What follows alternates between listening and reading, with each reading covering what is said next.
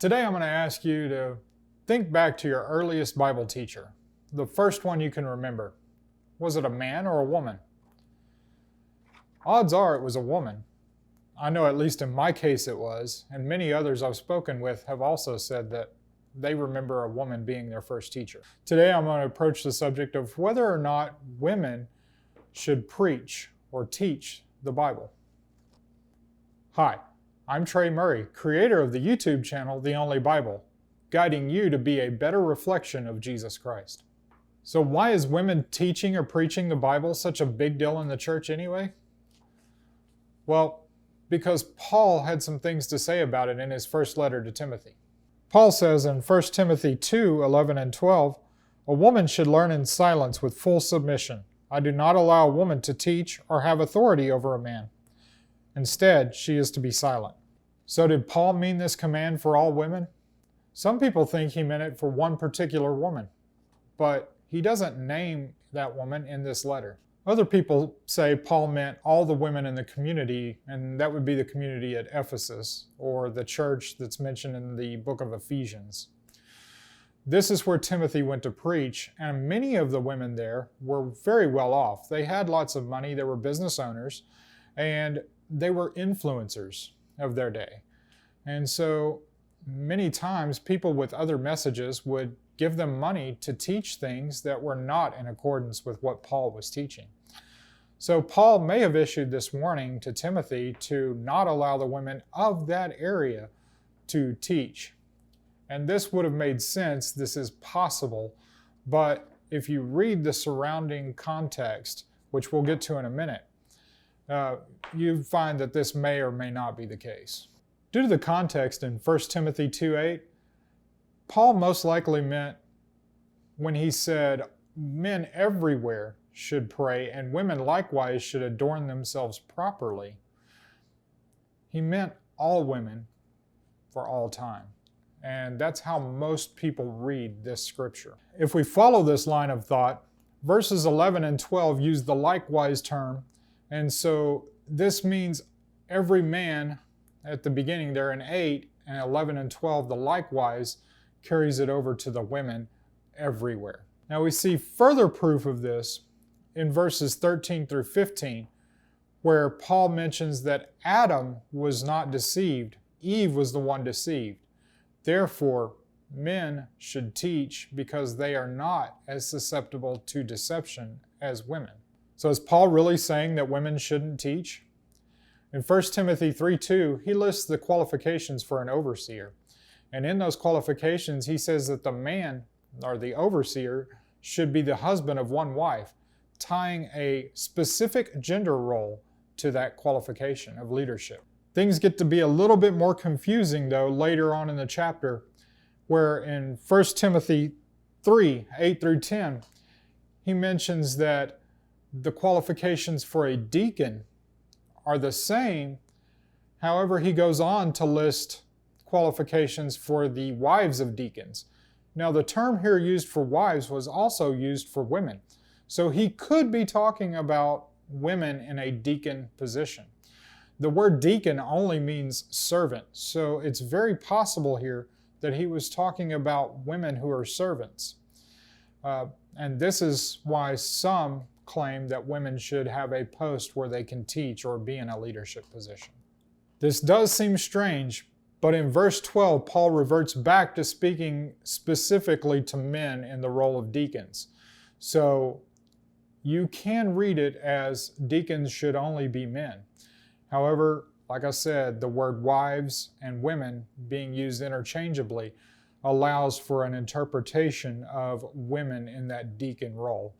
So there are some churches that do allow female deacons. However, it's very clear that Paul does not elect women to a leadership role, either in the elder position or the pastor position. Now there is one instance in Romans 16:1 where Paul refers to Phoebe with the same term that he uses in 1 Timothy 3:12. So this could mean that Phoebe was a leader in the church she was in. However, it could also mean that she is a a servant of a higher order. She was serving in a way that many of the men did. So while she may not have been full leadership, she may have been really well respected and very well regarded within that church.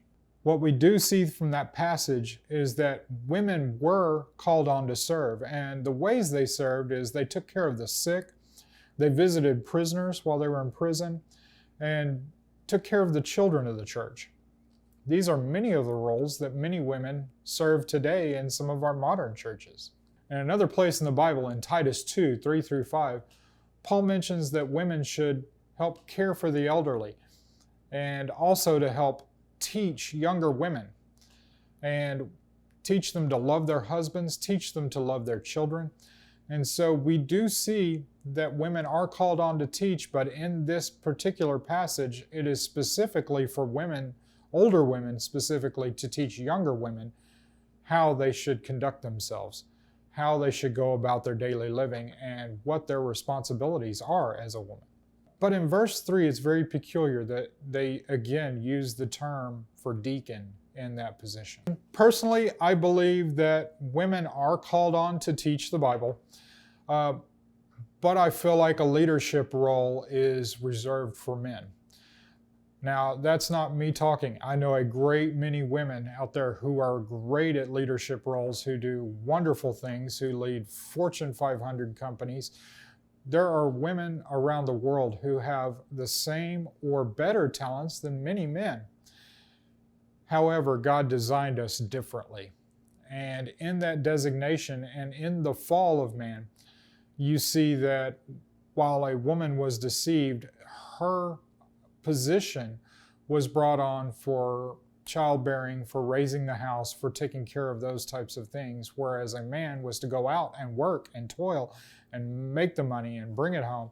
And while these seem like very archaic and very gender-based stereotypes, there is a precedence for it in the Bible. And if you believe the words of the Bible, if you believe as I do, and you have faith in that book, that that is God's word to mankind, then you have to believe all of it. And this is no exception. Paul had very strong words for what woman's position is in the church. And her position, while leaving it open to teach and leaving it open to serve, makes no bones about a leadership role. Women are not to be elders. Women are not to be senior pastors.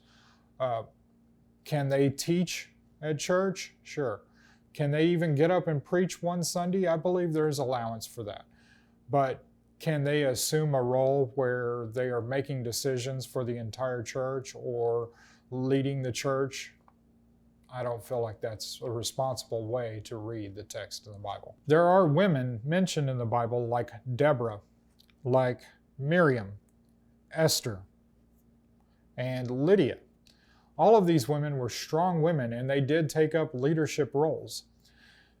However, you'll see in many of these cases they were forced to because men either could not work their way into the position they were in, or no man would stand up and lead God's people at that time. And so, men, this is a call for you. Rise up. Get up. Do your responsibility. We've been called to teach. We have been called to train people up in the way of the Word. And if you're not doing those things, if you're just kicking back on the couch, if you're sitting down playing video games, and I love a good video game, but if you're doing these things and neglecting your responsibility as it's lined out in the Word, then you can't be offended when a woman rises up and takes your job. In the end, this issue was not specifically addressed by Jesus. So no matter where you fall on this, what you should understand is your belief is essentially a side issue to salvation. You're not going to lose your salvation if you are in a church where there's a woman pastor. You're not going to lose your salvation if you learn things out of the Bible from a woman.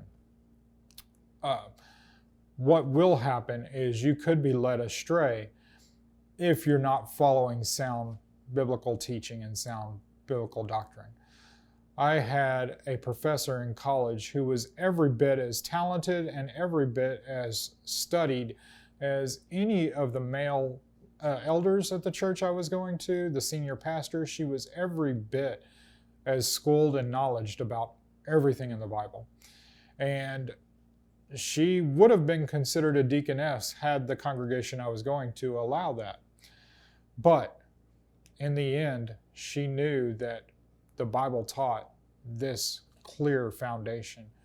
And she was happy to sit back in her role and to help and support and train up and teach people, but to keep it from becoming her goal to be a leader in the church and to be followed by people. No matter which way you fall on this, let me make it very clear. Women can teach. Women can teach the Word. Whether or not women can teach the Word only to children or to other women, that's for you to decide. But what is clear, what is absolutely clear in the text is that women are not to lead and they are not to preach. That is, to be the senior pastor. Once a Sunday, I think is okay, but tell me what you think. Go down in the comments, let me know below.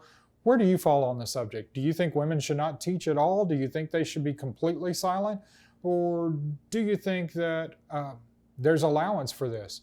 Or perhaps that there's some other guidance in the Bible that says women can preach?